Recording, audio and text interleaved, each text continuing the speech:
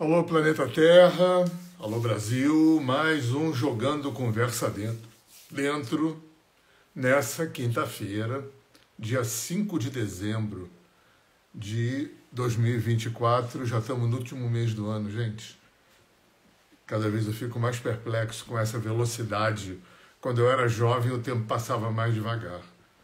Eu estava falando na terça-feira essa história da ressonância Schumann. O Schumann era um cara que mediu uma ressonância em Hertz. E na época que ele mediu, parece que o planeta ressoava igual o ser humano. Os dois, sendo mensuráveis, davam a mesma cota de Hertz. E aí parece que hoje, por causa de um monte de coisas, climáticas e civilizatórias e poluidoras, essa foi tendo um descompasso entre a ressonância do ser humano e a ressonância do planeta. Por isso, segundo essas pessoas que falam isso, a gente teria essa percepção de tempo. Eles dizem que um dia hoje de 24 horas, na verdade tem 18, como percepção de tempo, em função desse descompasso da ressonância Schumann no ser humano e no planeta. Enfim, não sei se é assim, mas eu escuto há anos essa história. Bom, mantendo essa praxe que se instalou depois que eu passei a fazer as rodas de cura, aquelas jornadas, Primeiro eu fiz uma jornada com os 7 chakras, depois eu fiz uma jornada das 4 direções e os animais de poder. Eu vou repetir o ano que vem, em algum momento, essas 2 jornadas. São 7 rodas de cura para os chakras, 4 rodas de cura para o xamanismo. E aí eu passei a, como a terça-feira não é um dia especificamente para falatório, assim, de elaborar, falar, como hoje, então eu dou uma pincelada porque terça-feira é um trabalho terapêutico, por isso que não é gravado. E aqui não, aqui é gravado, vai para o meu canal de vídeos no YouTube, vai para o meu canal de podcast no Spotify.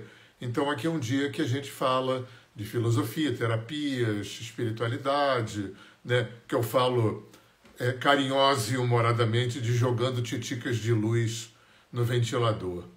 E sempre, sempre dentro daquela premissa budista, como dizia Buda, não acredita em nada que eu falar. Se fizer sentido, bacana, você agrega. Se não fizer sentido, você esquece e continua a jornada, porque não pode parar. Eu tinha um professor, e foi meu professor, meu terapeuta, e já faleceu, que ele dizia que a única coisa que a gente não pode fazer é não fazer. Que muitas vezes, eu me lembro assim, em situações como cliente, como professor e depois como terapeuta, ouvi muito isso, muita gente vi com essa fala: nossa, mas eu já faço terapia há tantos anos, já fiz constelação, reiki, floral, nananana, e a coisa não rola, e a coisa é devagar, e a coisa melhora e volta. E uma vez eu falei para esse meu professor terapeuta, comentando isso, talvez em terapia com uma questão parecida comigo, e ele falou assim: cara, eu nunca vou esquecer isso.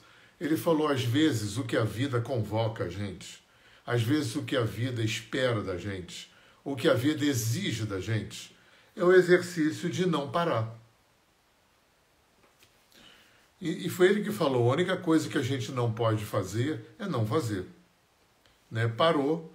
Aí eu me lembro também de um amigo meu que é psicanalista, que mora em Roma, que é meu amigo de adolescência, que não é muito dessa bolha transpessoal sistêmica e tal, bababá. A gente conversa muito. E ele estava sentado numa poltrona, certa vez, e ele levanta a mão da poltrona, do braço da poltrona, e fala assim: pois é, para levantar o braço até aqui, precisou mexer um monte de músculos e articulações. Agora, para fazer isso, aí ele deixou o braço cair, é só largar. Então, depressão não deixa de ser uma forma de só largar. Tem uma coisa que talvez fomente muito a depressão, e eu já vivi esse sentimento na minha adolescência, na minha juventude, né, de não querer viver, mas de não querer se matar. Né?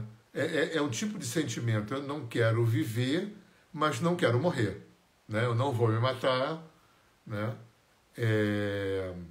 Eu acho que talvez uma das coisas que tenha me salvado da possibilidade de me matar, a possibilidade de pensar nessa possibilidade, foi porque desde muito cedo eu tive uma avó espiritualista que lia Kardec, que não era espírita, mas lia Kardec, que me deu Kardec para ler muito cedo.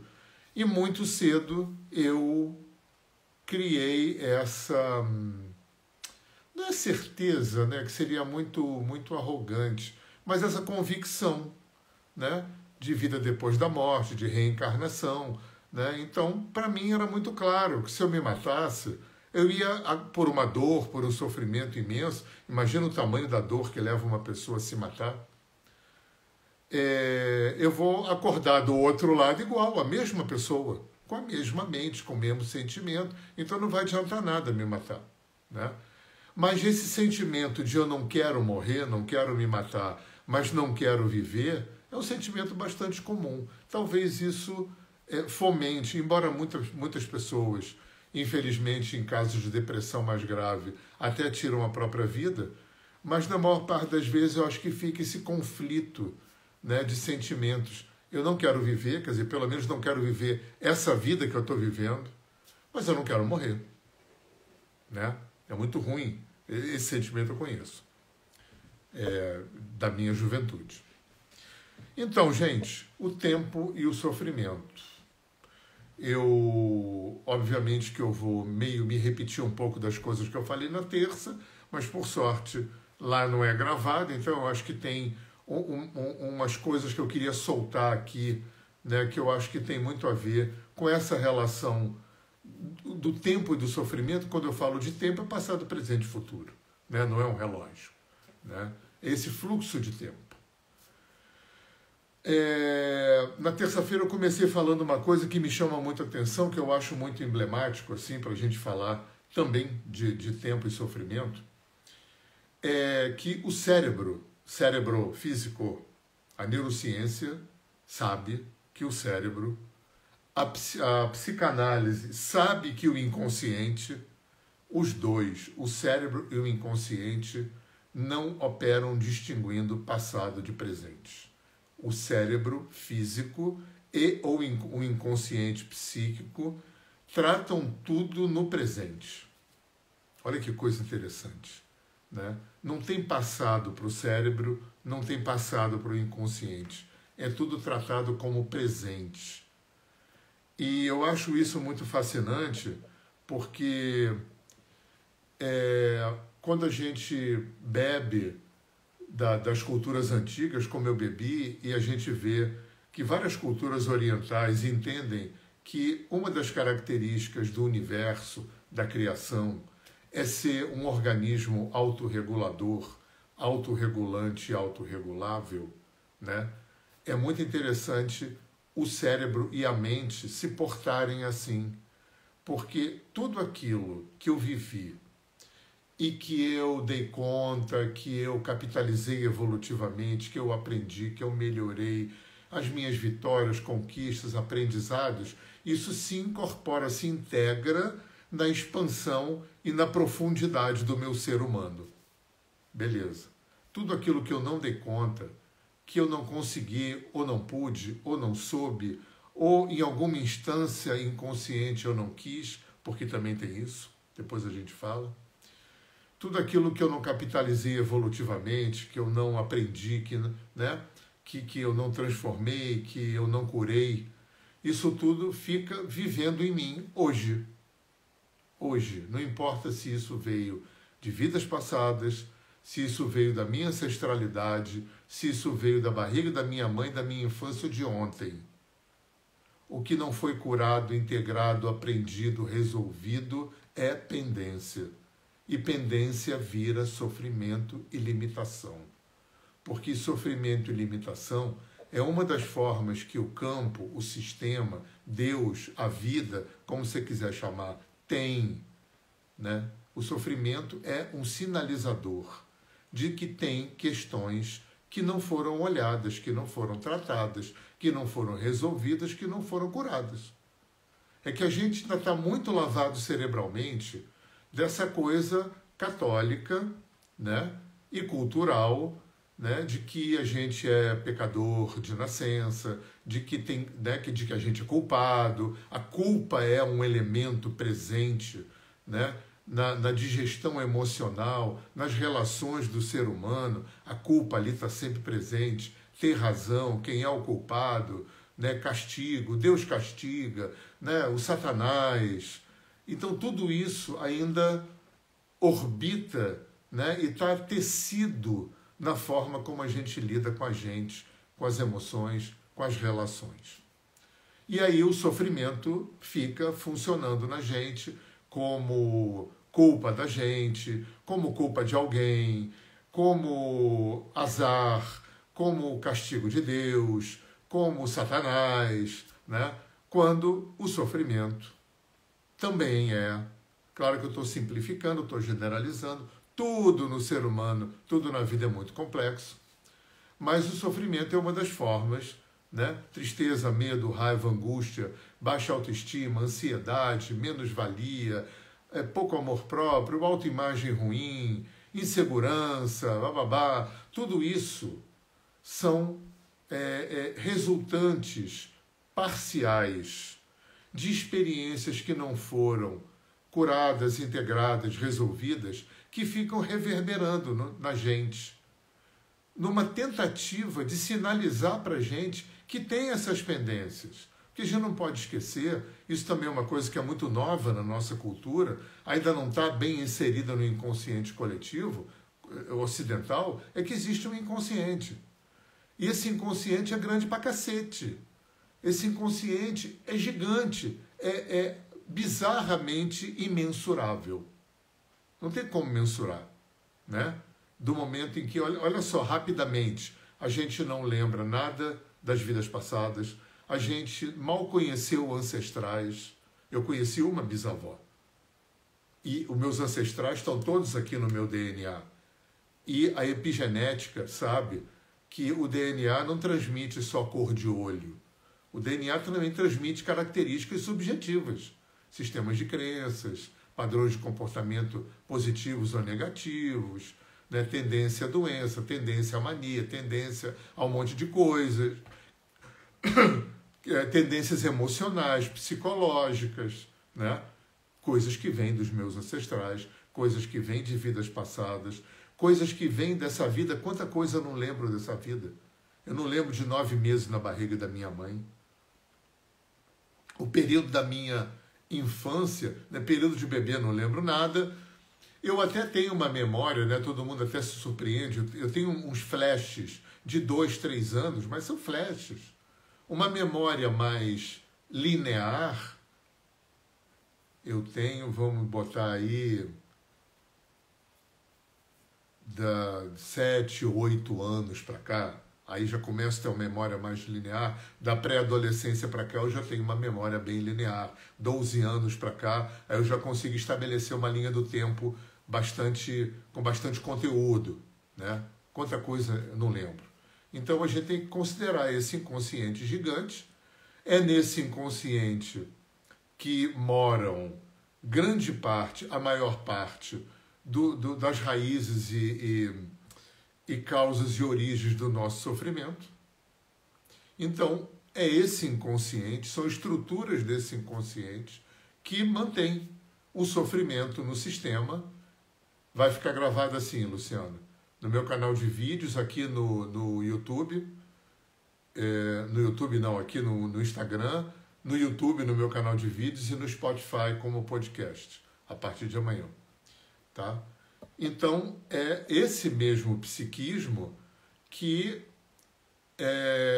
fomenta essa tecnologia de produzir sofrimento, né? Claro, o sofrimento é uma resultante de coisas ruins, desconfortáveis, erradas, traumáticas, né? É uma resultante emocional e um sinalizador de que aquela resultante emocional que eu estou sentindo, aquele sofrimento, ele tem a sua causa não resolvida, não trabalhada, não acessada, não olhada, né? Beleza, Juliana. Amanhã tá lá tudo gravadinho. Aliás, aqui no Instagram já tá, quando acabar já salva, tá? Então, isso a gente já tem uma questão com o tempo. Outra questão com o tempo legal de colocar aqui, que eu sempre falo nos meus cursos, que dá uma perspectiva bem bacana, se o nosso psiquismo pudesse, se fosse um círculo, que a gente pudesse dividir percentualmente, olha só, perguntas para a gente responder para a gente. Quanto percentual desse círculo a gente gasta, você gasta, de tempo cronológico, de tempo emocional, de tempo psicológico, angustiado com o passado que você não pode mudar? Quanto seria isso percentualmente nesse círculo que é a totalidade do seu psiquismo consciente? Do que sobra, quanto de tempo cronológico, psicológico e emocional você gasta ansiosa, com o futuro que você não sabe se vem, como vem, quando vem. E, na maior parte das vezes, até para ver se compensa ou resolve ou minimiza os efeitos da angústia de um passado que eu não posso mudar. Quanto tempo é presente?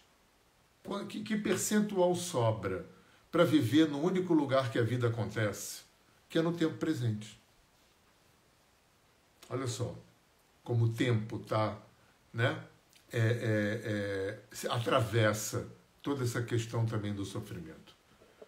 A gente poderia dizer de uma forma genérica que a angústia é um sofrimento que tem uma relação com o passado, a ansiedade é um sofrimento que tem uma relação com o futuro. O problema do presente é que, sabe qual é? O problema do presente é que sentir está no presente. Porque pensar, olha como é bem, é uma loucura, mas como é que isso é bem estruturado. Lembra que o cérebro e o inconsciente, quer dizer, físico e psíquico, né, operam com tudo no presente, não distinguem passado de presente. Né? Isso é uma coisa interessante. E aí a gente vê, a angústia é um sofrimento com um passado que está no presente. A ansiedade é um sofrimento com o futuro, mas esse sofrimento está no presente. Mas, efetivamente, a única coisa... E a nossa mente, que pensa, essa mente racional, né, que a gente acessa aqui, na maior parte do tempo, percebe a tua mente, fica fazendo ping-pong, passado, futuro, passado, futuro, passado, futuro, passado, futuro, passado, futuro. Porque tem demandas de passado que afetam presente e podem afetar futuro, que estão sendo sentidas hoje. Só que esse hoje tem a ver com corpo, que tem a ver com sentir, e aí isso cria um problemão, porque eu não quero sentir sofrimento. Lembra que o Freud falava dessas duas pulsões, a busca do prazer e a evitação da dor? Isso é automático, visceral, animal, atávico, né? É um movimento, não é racional. A gente foge da dor e busca o prazer animalmente, né? E vai às últimas consequências nisso. Se vicia, né? Hoje dá para ficar viciado em um monte de coisa, igual droga. Dá para ficar viciado em academia de musculação, em videogame, em computador, em sexo, em comida, em trabalho, né? Tudo coisas saudáveis. E hoje você tem aquela estrutura do Alcoólicos Anônimos, o AA, que é o método Minnesota, que começou com AA, depois virou, né, se desdobrou para o NA. Hoje esse método dos 12, acho que é 12 passos, né, do só por hoje, do evite o primeiro gole, você tem para viciados, adictos de sexo, de comida, de academia, de videogame, de informática, de trabalho, workaholics, né? De pessoas que amam demais. Então, essa tentativa inconsciente e consciente e emocional, né, de buscar o prazer e evitar a dor, porque a dor está no presente. A dor da angústia com o passado está no presente. A dor da ansiedade com o futuro está no presente. E no presente mora um corpo que sente. Porque enquanto a mente fica fazendo ping-pong passado e futuro, o corpo está sempre no presente. E sentir é corporal. Para sentir não precisa pensar. E isso é tão contundente porque é com esse corpo que sente, é nesse corpo que sente, é nesse sentir que está no corpo que eu sinto o sofrimento. Vamos lembrar uma coisa importante também nessa nossa reflexão aqui. Primeiro eu sinto, depois eu penso. O pessoal da TCC vai discordar de mim. Eu estava falando isso anteontem na roda de cura. Existe uma certa divisão no ensino da psicologia, onde você tem a linhagem americana, que é o pessoal da neurociência, da TCC, da psicologia positiva, né, da psicologia de pesquisa em laboratório, né, do behaviorismo, essa coisa toda. E você tem a linhagem mais europeia, que é a linhagem da psicanálise. Claro que eu estou generalizando. E aí, essa linhagem americana, né, que tem esse vínculo com neurociência, a primeira coisa é que não considera, ou não acredita, ou não dá bola, ou desconsidera o inconsciente. Coisa que a psicanálise tem como pedra angular de tudo. Né? E para TCC e para neurociência, primeiro eu penso, depois eu sinto. Eu pessoalmente, como aquariano, eu acho que acontecem as duas coisas. Depende da pessoa, depende do assunto, depende do contexto, depende de conjunturas culturais, geográficas, religiosas, sei lá. Eu pessoalmente acho que tem... Porque as duas linhagens são muito bem fundamentadas. Né?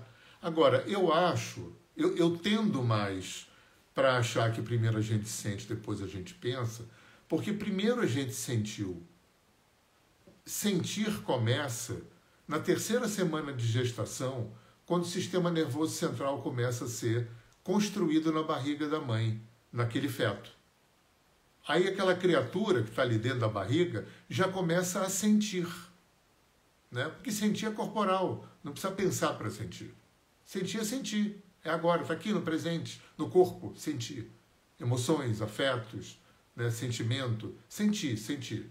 Né? Aliás, afeto e sentimento até vem depois. Mas aquele sentir animal está ali, começando na terceira semana de gestação. Para pensar, eu precisei nascer, aprender a falar e minimamente elaborar esse pensamento com um mínimo de vocabulário, né? Para poder minimamente começar a raciocinar. Olha o gap de tempo cronológico que tem quando eu começo a sentir e quando eu começo a pensar, a raciocinar. Tem aí o quê? 3 anos? 4? Tem um tempo, né?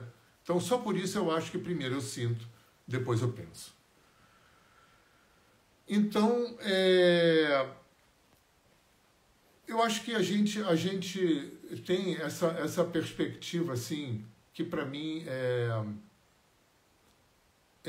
é muito claro, assim, o quanto a gente gasta de tempo cronológico, de tempo psicológico, de tempo emocional, né? Com aquela coisa, tentando resolver um passado irresolvível, com medo de um futuro que a gente não sabe se vem e quando vem, e tudo isso, né, que se por um lado é fomentado pelo nosso psiquismo, né, porque tem uma característica autorreguladora, né, que o Bert Hellinger, por exemplo, das constelações, falava disso muito, a questão da autorregulação. Desequilibrou, o sistema trabalha para reequilibrar. E aí, gente, tem uma coisa que... eu estou soltando coisas aqui para nossa reflexão, né? Tem uma coisa que eu acho muito interessante também, dentro desse contexto da gente aqui jogando titicas de luz no ventilador. Eu vou falar um negócio e eu esqueci.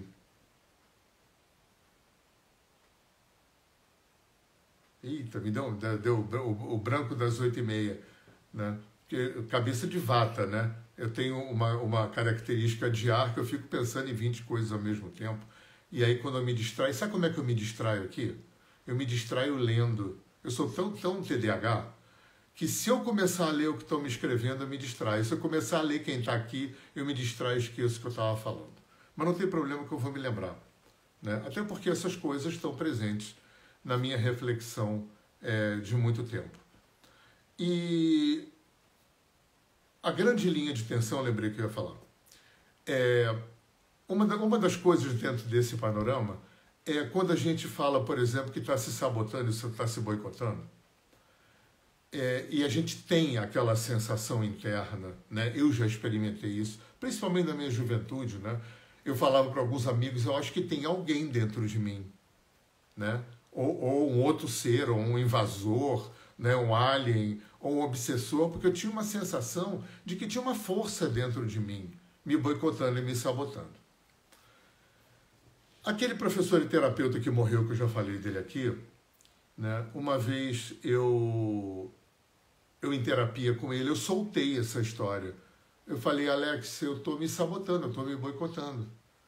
E ele fala uma coisa que foi um divisor de águas para mim. Ele fala, não tem ninguém dentro de você contra você. Não tem ninguém, nem dentro nem fora de você, contra. Porque isso seria anacrônico com o conceito de um universo que é um organismo cuja uma das características mais constitucionais é ser um organismo autorregulável, autorregulado, autorregulador. Dentro dessa perspectiva, não cabe a ideia de uma força contra. Ele falava, essa força que tem no seu psiquismo, que dá a sensação de que tem uma força contra e que produz limitação, é uma instância psíquica que trabalha, olha que coisa interessante, que trabalha para que você não corra o risco de viver de novo coisas difíceis, traumáticas, tristes, terríveis, que aconteceram no passado. E aí eu falo no meu curso, para a minha turma, uma brincadeira, mas que é a verdade. Imagina segurança de shopping, aqueles caras enormes, fortes, de terno preto, gravata preta, camisa preta, e que fica no cangote das... Cada um de nós tem um desse cara aqui, falando, fulano, a vida tá mais ou menos, né? Tem problema, tem umas coisas esquisitas, né? Tem umas coisas que não estão rolando, mas não mexe nisso não, tá? Porque lembra, se você mexer nisso, vai acontecer de novo. Esse cara é muito forte. Essa parte da gente, ela é muito burra e muito forte. É a gente, não é ninguém, é a gente. É a gente. E essa parte da gente tem exclusivamente essa missão.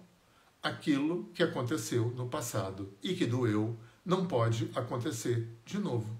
E o salário desse cara é a nossa limitação. Aí eu dou um outro exemplo em curso que eu acho bem legal também colocar aqui. Imagina que você foi assaltado na rua 300 vezes. E aí você fica com medo de sair na rua. Aí você encontra um especialista em segurança e fala, cara, o que eu faço para não ser mais assaltado na rua? E ele fala para você, eu tenho a solução perfeita. E te tranca num quarto. Porque trancado num quarto, você não vai ser assaltado nunca mais. Te tranca num quarto com a chave e te dá a chave. Porque é a gente que se tranca, né? Então a chave está na nossa mão. E aí a gente não é assaltado nunca mais, mas também não acontece mais nada. E esse jogo, né, fica dentro da gente dando essa sensação de que a gente se boicota, se sabota. Quando, na verdade, é essa parte do nosso psiquismo que trabalha de uma forma extremamente convincente, extremamente poderosa, para evitar, embora estatisticamente seja improbabilíssimo que vá acontecer de novo aquilo que aconteceu na infância, né, lá atrás, sabe lá quando, né? Mas essa parte não vê isso.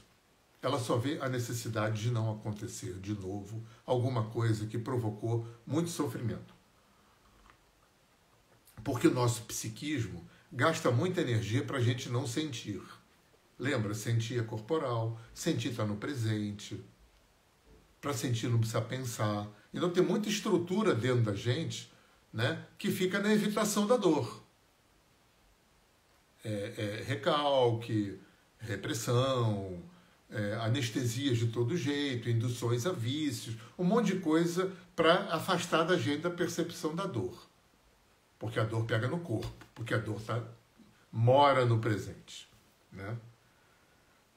E aí tem uma outra parte da gente que é mais esperta do que o segurança de shopping, tem um gradiente de consciência muito maior, é uma outra parte do nosso psiquismo, que olha aquela parte e fala assim, do segurança de shopping,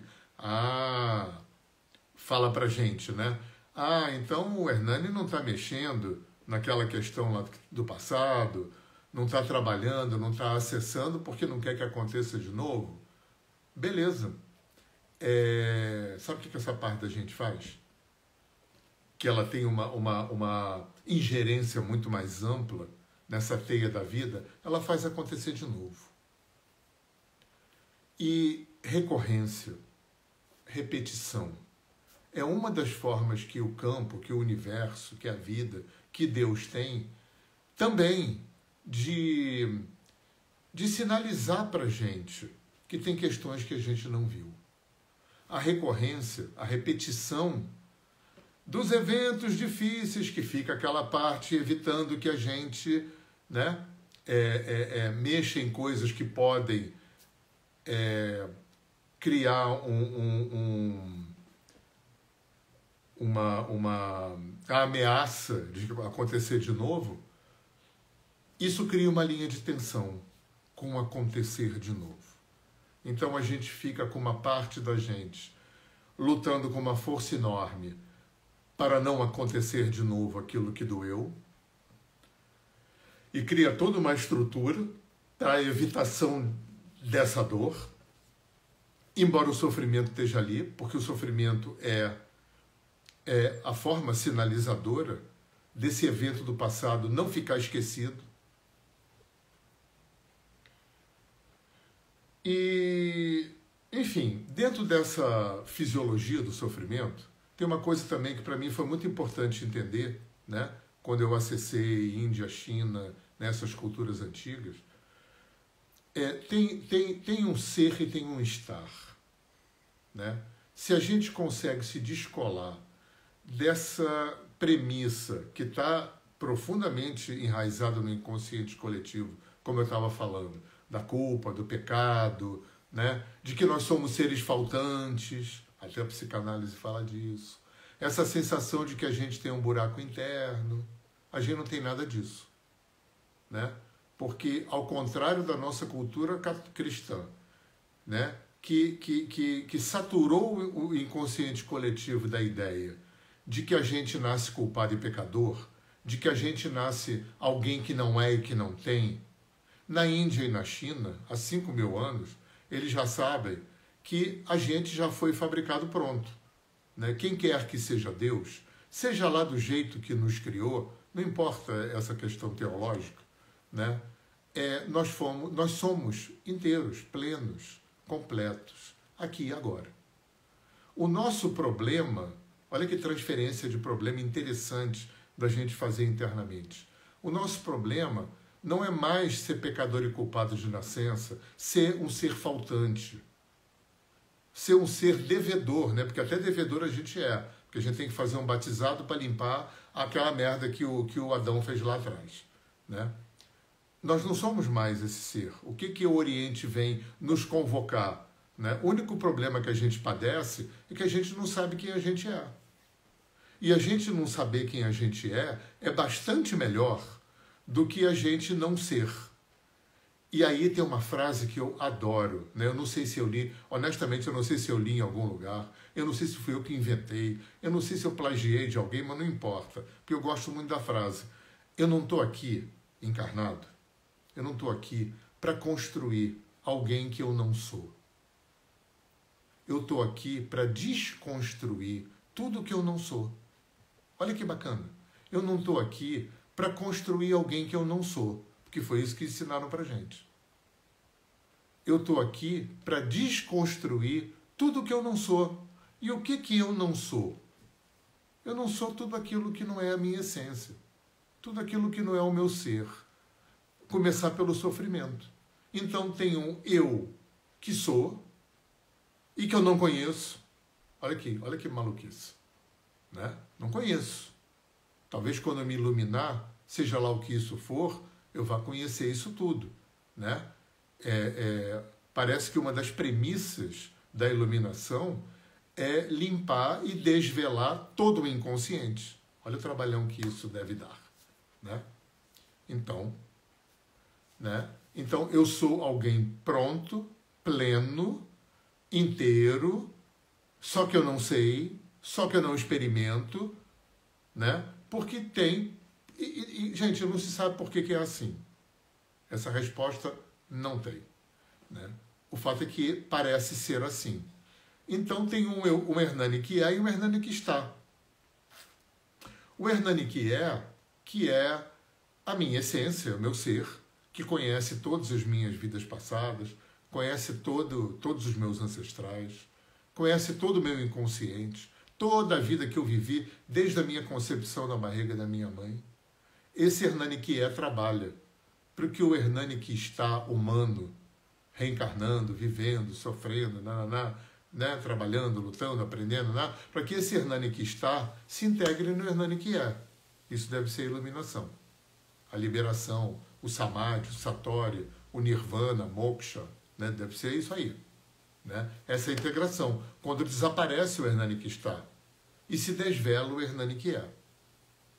E o Hernani está o quê?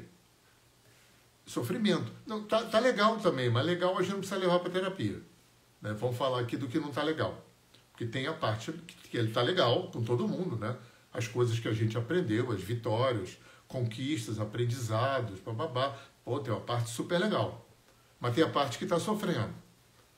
E essa parte que está sofrendo porque está vinculada com algum evento do passado que não foi resolvido. Isso tudo começa, e eu falo muito isso no meu curso, isso tudo começa no entendimento que eu acho que é muito, muito nuclear, assim.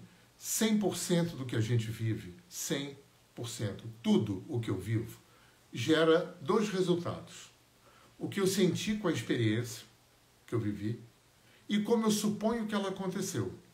Então, em relação ao que eu vou vivendo, né, eu tenho como resultado a aferição do corpo emocional, que é sentir o que eu senti. Lembra, sentir é corporal, está sempre no presente, para sentir não precisa pensar. E a elaboração. Como é que eu suponho que foi aquela experiência? Qual foi o entendimento que eu tive daquela experiência? Qual foi a narrativa que eu criei daquela experiência? Então, quando essas duas aferições se juntam, né, o que eu senti e o que eu entendi, a aferição do corpo emocional do corpo mental, isso cria uma espécie de uma unidade experiencial em sofrimento, que no alinhamento energético a gente chama, por exemplo, de corpo energético ou de corpo de dor, que são as causas dos sofrimentos. Se aquilo que eu vivi eu não dei conta, né, foi sofrido, foi difícil, desconfortável, traumático, eu não consegui dar conta, eu não consegui aprender, eu não consegui integrar, eu não consegui curar, isso fica vibrando em mim como sofrimento. Como, repito, uma das formas que o sistema tem, que o campo tem, que a vida tem, de me informar que tem pendência, que tem questões que eu não dei conta e que estão sinalizando. E cada sofrimento desse, oriundo de uma experiência que eu não dei conta. O que esse sofrimento sinalizador faz? Desloca mais um pouco de mim, da minha essência. Porque eu sou alegria. Mas em função de uma história triste que aconteceu no passado e que eu não dei conta, que eu não consegui lidar com aquilo, né, eu estou tristeza. E quando eu estou tristeza, aquela tristeza usa como combustível aquela energia da alegria. Então, eu me desloco da alegria, diminuo o meu quantum de alegria para poder alimentar. Pensa em energético, pensa em energia, pensa em libido, pensa em potência, né? Então, a tristeza rouba um quantum de energia da sede da alegria para poder se manter tristeza, porque ela tem a função de sinalizar. E, ao se deslocar para sinalizar, diminui um pouco a minha percepção da alegria. A raiva, o medo, a baixa autoestima, a insegurança, o trauma, né? Todo o sofrimento, né? Ele é um deslocamento da minha essência, se alimenta do combustível dado pela minha essência. Ao acontecer isso, diminui o meu contato com a minha essência, diminui o contato com a alegria, diminui o contato com a coragem, né? Aí eu fico com aquela sensação de que perdi minha alegria, roubaram minha alegria, mas ninguém pode roubar nem perder aquilo que é constitucional. Quem eu sou, eu sou. E não diminui, não pode ser roubado. Agora, a minha percepção disso diminui. O meu contato, da mesma forma que a gente sente um vazio, que a gente sente uma falta que não existe, mas que a gente sente porque convenceram a gente, séculos a fio, que a gente tinha essa falta, da mesma forma, a gente não é o sofrimento que a gente sente, né? A função do sofrimento, repito, claro que eu estou sendo genérico, é claro que é muito mais complexo, mas a função do... Sabe por quê? Porque se a gente entende isso, a gente começa a ir ressignificando a questão da culpa na nossa vida. A gente começa a ressignificar a própria questão do sofrimento, a função do sofrimento, né? A gente cria uma logística diferente, né? Mais eficiente, com mais expertise, com mais inteligência emocional para poder lidar com esse sofrimento. Tudo isso tem a ver com o tempo, não é? Eu não sei se vocês estavam na terça-feira na Roda de Cura, mas quando eu fui fazer a leitura do campo, tinha uma imagem muito interessante, né? Tinha o cliente, que era uma síntese das pessoas que estavam lá, devia ser umas 40 e poucas pessoas. Então, esse cliente, na imagem que eu vi, era o cliente simbolizando o presente, segurando a ponta de uma corda que vinha do passado, segurando a ponta de uma outra corda que ia para o futuro, e ele via as pontas das cordas meio esfarripadas, assim como se elas tivessem partido. E ele ficava fazendo uma força imensa para juntar de novo aquelas duas pontas. Quando, na verdade, o que acontecia? Ele não conseguia juntar, porque essas duas pontas não são juntáveis, como vocês vão ver na sequência, né? A corda não tinha partido. E o que estava acontecendo é que ele fazia tanta força que isso estava criando uma cisão naquela pessoa da imagem. Então, ele fazia uma força dupla, porque na impossibilidade que ele não sabia, não percebia, de juntar a ponta das cordas, né, na verdade, o que ele estava fazendo era uma força enorme para ele não se dividir. Para ele se dividir, né, não se dividir o quê? Manter equilíbrio emocional, lucidez, clareza, né, o mínimo de desconforto e dor, aquela coisa, se manter com o mínimo de integridade. E aquilo tudo inútil, provocando um sofrimento e um desgaste enorme de energia, porque tudo que ele precisava fazer ali era relaxar. Porque o passado estava numa mão, atravessava ele era o presente. E a outra mão era o futuro. Essa corda não estava rompida. Esse fluxo estava perfeito. Vinha pela corda do passado, passava por ele, que está no presente, e fluía para o futuro, na outra corda. Então não tinha tensão nenhuma. A tensão era ele que estava criando essa tensão, achando que se ele juntasse as duas pontas do passado e do futuro, ele tirava dele da reta. Ele ia diminuir o sofrimento dele, ele ia sair de cena, ia acabar o sofrimento porque ia restituir um fluxo que estava incomodando. Mas estava incomodando aonde? Estava incomodando nele, porque ele estava no presente. Então foi lindo aquele trabalho, porque a solução era essa: relaxa e deixa o fluxo acontecer. Né? E vai aprendendo, e vai desbloqueando, né? E vai aceitando olhar para o passado, e vai aceitando ir curando, resolvendo, trabalhando, acessando, né? Se reapropriando daquela energia essencial que estava sendo desviada para o sofrimento. Cada tristeza que eu curo, eu aumento o meu quantum de percepção da alegria. Cada medo que eu resolvo, eu aumento a percepção da minha coragem, da minha prudência. Né? Cada raiva que eu opero, né? Pensa nesse mundo de dualidade, pensa em emoções como tendo dois polos. Tem o polo que é e o polo que está. O jogo é esse. Né? O quantum do polo que é a gente acessa da nossa essência. O quanto a gente está vivendo. A outra polaridade, que é o estar, que é temporário, que é provisório, mas que tem uma força enorme, porque dói. E dói aqui no corpo, e dói aqui no presente.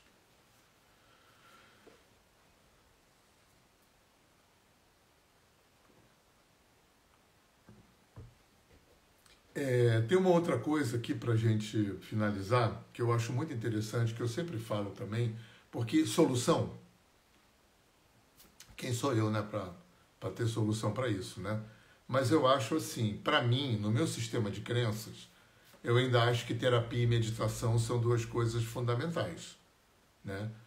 Meditação deveria ser ensinada na escola e terapia deveria ser subvencionada pelo governo. E aí tem uma coisa que eu acho muito interessante também para a gente ver essa história do tempo e como é que a gente pode operacionalizar essa questão do sofrimento. Lembra, tudo que eu vivo, estava falando isso agora, tudo que eu vivo, 100% do que eu vivo gera duas resultantes, o que eu senti com a experiência e como eu suponho que ela aconteceu. Então é a aferição do corpo emocional, a aferição do corpo mental. Olha que coisa interessante. A psicanálise e a psicologia, a maior parte das escolas de psicologia, né? A psicologia e a psicanálise são terapias que se estruturam na linguagem, né? Tanto que o Lacan dizia que o inconsciente se estrutura como linguagem, porque a gente pensa falando. E vamos lembrar que o Freud, o Jung, o Reich não eram xamãs, não eram yogis, eles eram europeus do século XIX, né? O Freud era um neurologista de uma Áustria careta, católica, ele vivia num gueto judeu, um neurologista de uma neurologia que não conhecia tantas doenças assim, nem o cérebro ainda, e ainda assim esse cara abre um portal gigante, né? Muda o ensino, né? Profundamente o ensino da psicologia, e a psicologia e a psicanálise ficam basicamente como terapias que se estruturam como ferramenta terapêutica na linguagem, na elaboração da linguagem, por isso que Freud falava tanto, relembrar, repetir, elaborar, relembrar, repetir, elaborar. Para quê? Claro que eu estou sendo genérico outra vez, tá? Para que a gente... Porque como a psicologia trabalha na dimensão da linguagem, a gente vai trabalhar onde? Na narrativa. Na aferição do corpo emocional. Lembra? O que eu senti e como eu suponho que foi. essas duas aferições ficam fazendo looping. Uma fica retroalimentando a outra. A dor que eu sinto alimenta a narrativa de como eu suponho que aconteceu. A narrativa de como eu suponho que aconteceu, que às vezes foi construída com 2 anos de idade, 3 anos de idade, 4 anos de idade, 5 anos de idade, porque foi nessa idade que aconteceu aquilo, e eu, como o inconsciente e o cérebro não operam distinguindo passado de futuro, mantém tudo no presente, a narrativa, ainda que conscientemente eu não perceba isso, eu estou preso naquela narrativa daquele tempo e espaço onde aquilo aconteceu. E aí, repetindo, relembrando e elaborando em terapia, eu vou transformar a narrativa, eu vou atualizar a narrativa, eu vou descolar a narrativa daquela idade, daquele tempo e espaço. E quando eu descolo a narrativa, eu rompo o looping. E aí eu posso reformatar o sentir da experiência.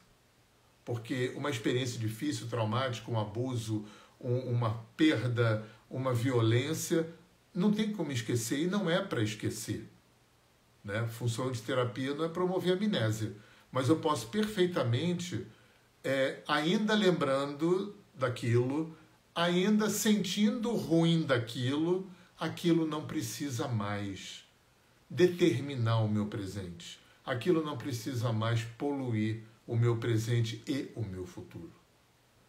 Então a psicologia vai trabalhar a partir da narrativa, da aferição do corpo mental, e ao reelaborar, ressignificar, isso afeta a forma como eu sinto hoje aquilo que eu senti quando aquilo aconteceu.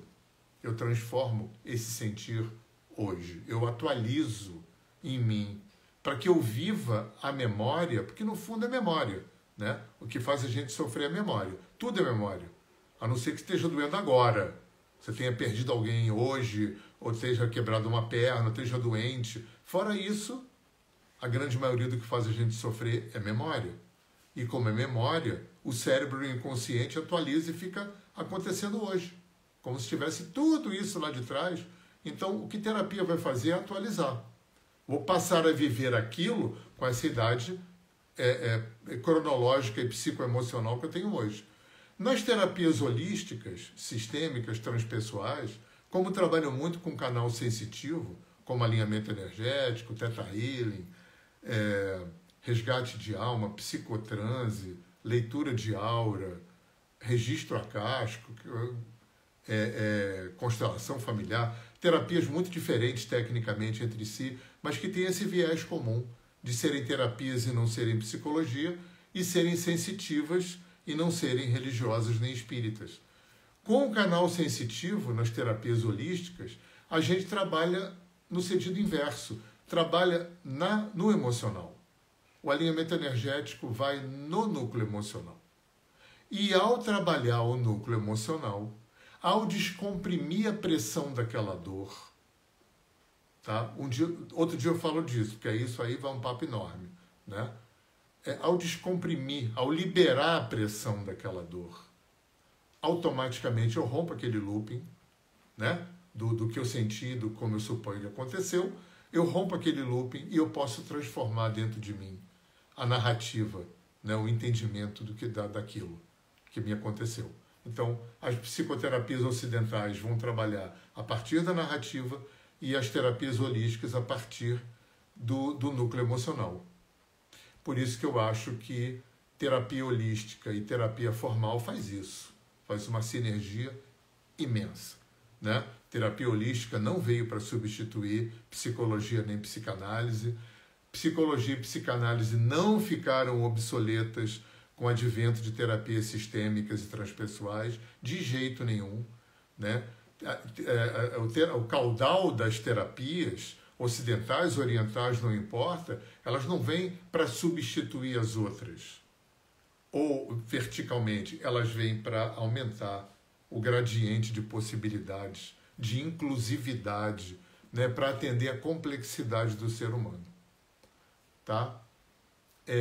Eu queria falar mais uma coisinha para ficar também como material para nossa reflexão, porque a minha intenção aqui é essa coisa mesmo, né? De Da gente ir soltando material para cada um no seu travesseiro elabore do jeito que quiser, puder e souber.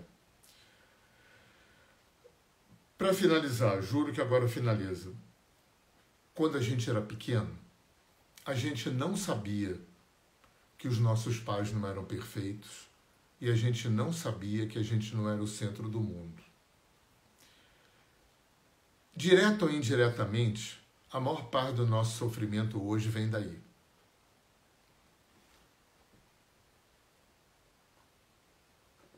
Tem uma coisa que eu queria falar antes, vou dar um passo atrás aqui para poder embasar isso aqui. A psicologia sabe que a infraestrutura emocional, os alicerces emocionais sobre os quais um ser humano vai edificar a sua vida, ficam fundamentados antes da primeira década de vida. Eu acho isso a maior maluquice de quem inventou. Porque imagina, uma criança que não tem background, nem know-how de vida, não tem quilometragem vivida, não tem cultura, não tem informação, não tem elaboração, não sabe ler nas entrelinhas, não sabe ver as circunstâncias, e ainda assim, essa pessoa crua, inocente, ingênua, né, estrutura a maior parte dos alicerces emocionais sobre os quais ele vai edificar a sua vida antes da primeira década de vida. Tá? Beleza? Bom, vamos lá. Aí, quando eu era pequeno, isso aí na primeira metade da primeira década, até um pouco mais, quando eu era pequeno, eu não sabia que eu não era o centro do mundo, nem que meus pais não eram perfeitos. Eu vou colocar mais um terceiro dado aí que eu acho muito importante, que eu aprendi com constelação.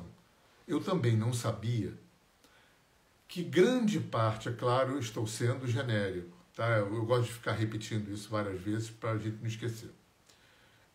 Grande parte das coisas, ou talvez a maior parte, das coisas difíceis, sofridas, desconfortáveis, que vieram dos meus pais, pela fala, pelas atitudes, ou pela não fala e não atitude dos meus pais, que me magoaram, que me feriram, né? Tinha muito, muito, muito, muito, muito mais a ver com a história mal resolvida dos meus pais, com os pais deles. Tem um movimento sistêmico dentro dessa perspectiva de que a criação é um organismo autorregulado. O que a gente aprende com constelação? Né? Tudo que numa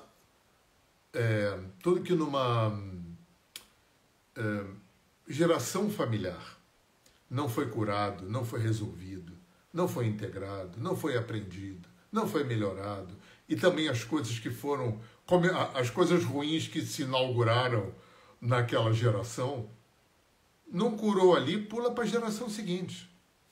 Da mesma forma, tudo que você não curou, não resolveu, não aprendeu, não melhorou numa encarnação passada, vai pulando para as vidas seguintes.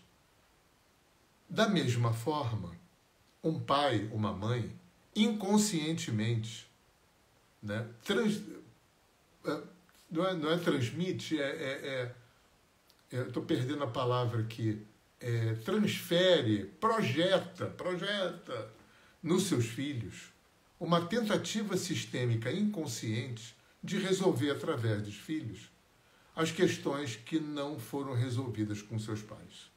Isso nunca é consciente, isso nunca funciona. Eu acho Deus, seja lá quem ele for, meio doido, né? Porque isso existe. Isso existe, é inconsciente, funciona, acontece, mas não funciona. Porque como é que você vai resolver uma questão mal resolvida com seus pais através dos seus filhos? Tem uma outra coisa também dentro desse movimento, estou sendo genérico, é muito mais complexo, né? Mas é muito comum um homem tentar resolver, através da esposa, questões mal resolvidas ou não resolvidas com a sua mãe. É comum um homem tentar resolver através da sua esposa, ou uma mulher resolver através do seu marido, questões mal resolvidas ou não resolvidas com o seu pai. isso acontece, nunca é consciente, ou pelo menos na maior parte das vezes não é consciente, né? E nunca funciona. E uma coisa muito interessante, meus pais se separaram, eu tinha 12 anos. A minha mãe teve uma infância muito difícil, um pai que sumiu, ela tinha 12 anos, ele era um cara agressivo, não era um cara legal, nem com ela, nem com a minha avó, e esse cara sumiu quando a minha mãe tinha 12 anos, e a minha mãe era muito machucada. Minha mãe nunca trabalhou em terapia, então ela passou a vida inteira muito machucada com isso, e eu me lembro, eu jovem, né? O meu pai falar, e não tinha nada a ver com constelação, com nada disso, que nem eu nem ele, a gente não está nem um pouco nesse universo. Mas o meu pai repetiu muitas vezes. Ele dizia, cada vez que eu brigava com a tua mãe, era claro para mim que ela vestia o pai dela em mim. Olha só, né? Ele já tinha esse conhecimento sistêmico, sem saber que isso era. Então, olha, voltando para a nossa criança. A gente, quando era criança, não sabia que os pais não eram perfeitos. A gente não sabia que a gente não era o centro do mundo. E a gente não sabia que grande parte das coisas ruins que vieram para a gente não foram pessoais. A gente recebeu tudo isso como se fosse pessoal. Porque se eu me sinto o centro do mundo, se os meus pais são perfeitos, e se eu não sei que os meus pais são imperfeitos e que eles estão projetando em mim, né, muita coisa, porque pais perfeitos não têm raiva, não têm irritação, não erram, né, só fazem coisas certas e perfeitas. E aí, gente, tem uma equação que é muito trágica, que acontece como resultante disso. Se fizeram isso comigo, é porque não gostam de mim. Se não gostam de mim, é porque eu não sou bom o suficiente. Olha o emaranhamento de equívoco. Gente, muitas coisas, é claro que eu estou generalizando, com cada pessoa é diferente. Gente, muitas das coisas que fazem a gente sofrer até hoje foi equívoco. Não foi assim. Muita coisa não foi assim. Não foi assim. Lembra? É só a gente lembrar daquele pressuposto. A gente era pequeno, não sabia que os pais não eram perfeitos, não sabia que a gente não era o centro do mundo e não sabia que eles estavam projetando muita coisa mal resolvida dos pais deles em mim. Mas eu recebi tudo como se fosse pessoal. Esse é o nó da questão. E para um complicador, eu ainda coloco a lei de Lacan aqui, que também é a lei do Marshall McLuhan, que foi o pai das comunicações nos anos 70. Meu pai era um velho jornalista, falava muito a lei de McLuhan. Pode ter um abismo entre o que uma pessoa falou e o que e como a outra escutou. Imagina isso numa criança de 5, 6 anos, que se sente o centro do mundo, que acha que os pais são perfeitos. É demolidor. É demolidor. Né? Se a gente entende que viver produz 2 resultados, o que eu senti com a experiência e como eu suponho que ela aconteceu. Olha numa criança como isso foi trágico, levando em consideração que essas 2 percepções se retroalimentam. A forma como eu suponho que aconteceu. Uma criança de 5, 6 anos supõe que aconteceu e está vivendo na gente hoje, desse jeito, retroalimentando aquela dor. Algum lado precisa ser rompido. Por isso que terapia é importante. Ou bem você rompe e muda a narrativa para poder atingir o núcleo emocional. Ou bem você trabalha no núcleo emocional para poder romper esse looping e transformar a narrativa. E atualizar. Isso é o mais importante. Eu preciso viver as minhas questões emocionais com a minha idade, pô.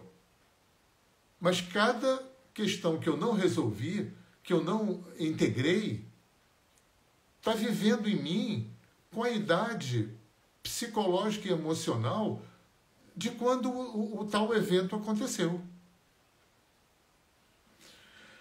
Beleza, gente? Fica aí essas reflexões para vocês, tá? Eu queria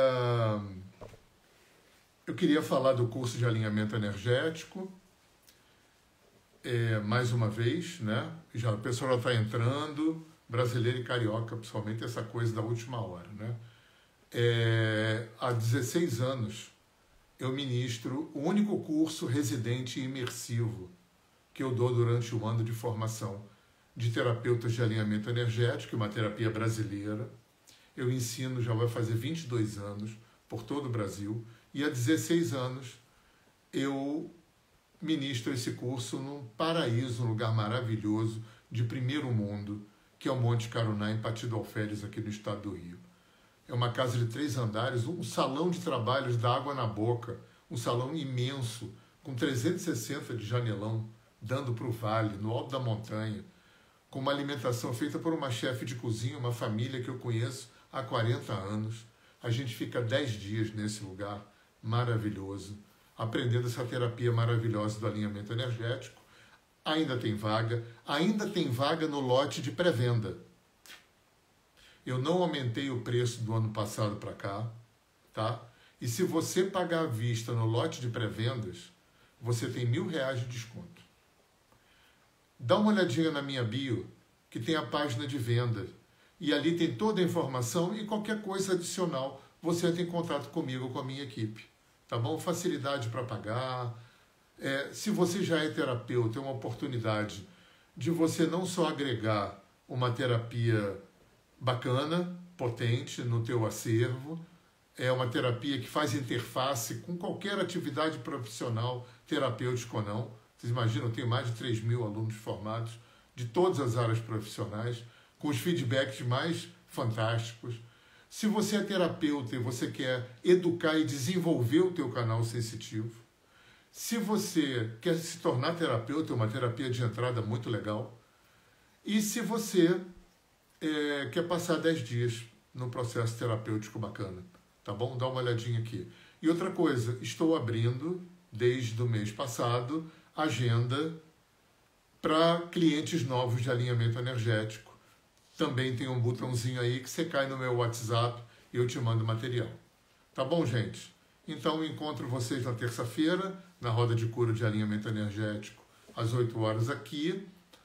Estamos bolando com a equipe alguma promoção com os 7 cursos gravados que vai acontecer até o dia 31 de dezembro.